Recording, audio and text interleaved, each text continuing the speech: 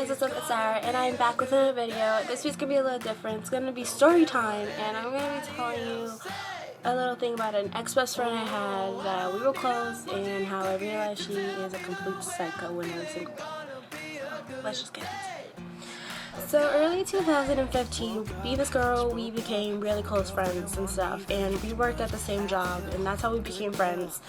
And we just talk once in a while, but like when summer was slowly coming around, me and her were becoming very close, so we started hanging out, we texted a lot and everything.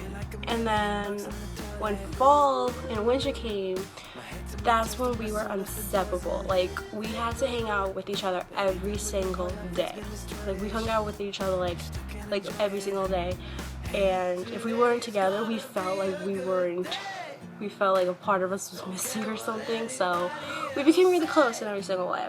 And we worked at the same job for Christmas, the same photography company, which was amazing because sometimes we worked together, sometimes we didn't, so that was awesome. I started realizing that I wanted to do things for myself. I wanted to find a boyfriend and stuff and just hang out with other people, and she didn't like that.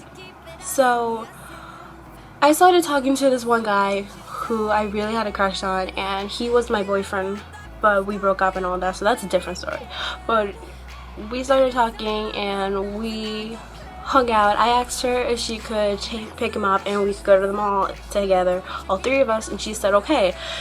I didn't know she was not okay with that, but she said okay, so I thought okay. And I was hanging out with my crush, and she walked away, and I was like, okay, whatever. So me and him were just hanging out and all that. So when we were leaving the mall, we took him to his house, dropped him off, and she took me home. And from there on, it was like completely weird. Like, she did not text me for a few days and stuff until like that Super Bowl last year. I sent her a Snapchat of me and my boyfriend at the time, and she just started saying horrible things about me, and she texted me and was like, you used me and all this stuff and blah blah blah, and I was like, I never used you. If anything, I wanted to be your friend, and I thought we were best friends. I thought you were happy that I have a boyfriend and stuff. But she didn't like that I was giving other people, including my ex-boyfriend, attention at the time. So she hated it, and she wouldn't talk to me. She kept tweeting really horrible things about me, and yes, I did the same thing, but I didn't go as low as she did. And it came to the point that I felt unsafe and stuff, and I was having major anxiety attacks that I had to tell my parents. And I was about to work at this place that she was working. I had to tell my manager that I couldn't work the same shifts as she does because she was threatening me and everything, so I couldn't be around her. When all this was happening, I was with my boyfriend, so it was all good. And then when me and my boyfriend broke up at the time, I was really devastated and stuff, so I got in contact with her, and I was apologizing to her for everything that I said, and she apologized too. So we started to hang out and talk again, and we hung out like we used to and everything.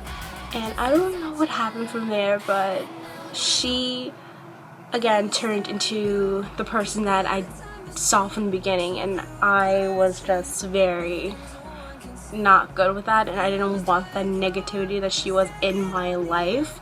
So I ended the friendship again. And because I ended that friendship, she did the lowest thing a person would ever have done. She went after my ex-boyfriend at the time. She was trying to get him to, I guess, sleep with her, and she did that because she knew that would get under my skin. But at the same time, I really didn't care because at the time I really hated him. So she did that, and she was trying to do all these things to get under my skin. But it backfired on her because my ex texted me and told me that everything they said and that he didn't even like her. So I was like, okay, well, that's just karma on you. But yeah, so like ever since then, we don't talk or nothing. I try to avoid her as much as I can because she has completely put me in a situation that I'm just very like, oh my god, I don't need to be near this. She has threatened me multiple times for doing nothing. She stalks my Instagram, she stalks my Facebook for no reason. She used to stalk my Twitter, and I have her blocked on, like, I have 4 Twitter accounts, so I have her blocked on every single one, and I don't know how, but she's always making new accounts just to stalk my tweets and stuff, and it's kind of freaky.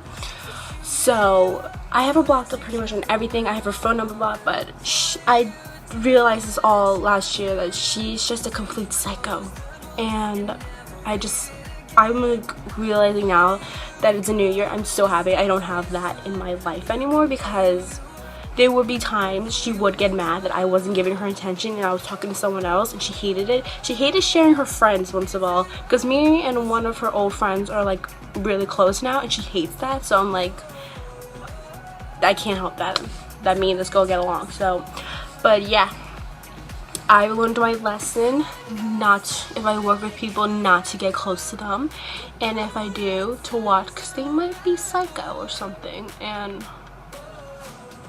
I don't want to go back in this situation. No, I don't. But I learned my lesson, so just this, she still sometimes try to get in contact with me, but I have her literally blocked, and I don't know why she does that. So that's pretty much it for that is my story, and how this crazy girl used to be my best friend and now she's pretty much a psycho stalker, and I have her blocked pretty much everything, and she still tries to get under my skin, but she doesn't. So I hope you guys enjoyed this video. Subscribe to my channel, like this video, and I'll see you guys next week. So until then.